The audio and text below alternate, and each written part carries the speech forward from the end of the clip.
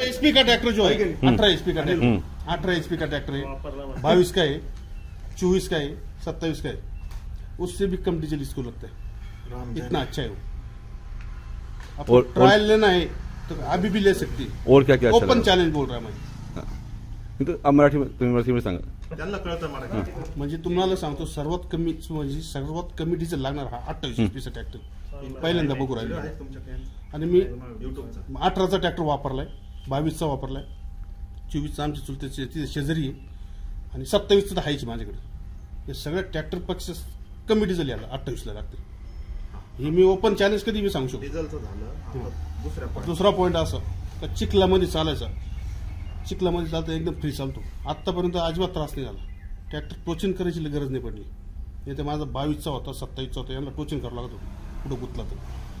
त्याच्या पुढचं मला हे सांगा तुम्हाला, जो आपण स्प्रे मारतो याची खासियत हे सांगतो मी। हाय थर्ड मध्ये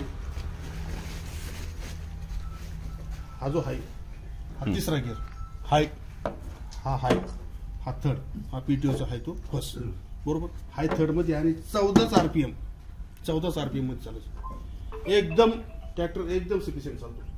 त्याच्यामुळे सर्वात डिझेल कमी लागते, हे महत्वाची विषय। ट्रॅक्टर लोडवर येतो एकदम इझी। ट्रॅक्टर फुल फॅन करा, कमी फॅन करा, हा डबल प्लस मशीन म्हणजे 6 लिटरचा जो ब्लोअर आहे का त्याचा पंप आणि फॅन याला 24 इंची फॅन याचा, म्हणजे हा सर्वात मोठा हा फरक मला।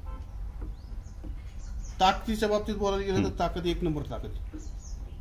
मी तर नाही मान्य करणार आरपीएम वर अजिबात नाही। एकदा 14 टाकून दिला ना 14चा आरपीएम, थोडंफार कुठं थोडंसं लयच हे झालं तर थोडंफार इकडे तिकडे होणार, पॉईंट मध्ये होणार, नाही तर बस ट्रॅक्टर चालूच राहणार।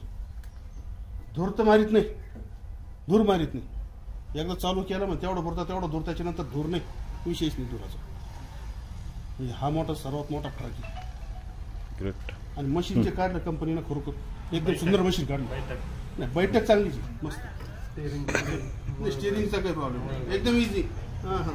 हाय ही पद्धतशीर एकदम व्यवस्थित स्टिअरिंग, हिला खाली घेऊ नका आणि वर घेऊ नका, हाय अशी राहू दे, काहीच गरज नाही। सेम कार सारखी फक्त तुम्ही ना बरोबर खुर्चीचं बघा, खुर्चीचं अवश्य बघा, खुर्चीला थोडंसं सस्पेन्शन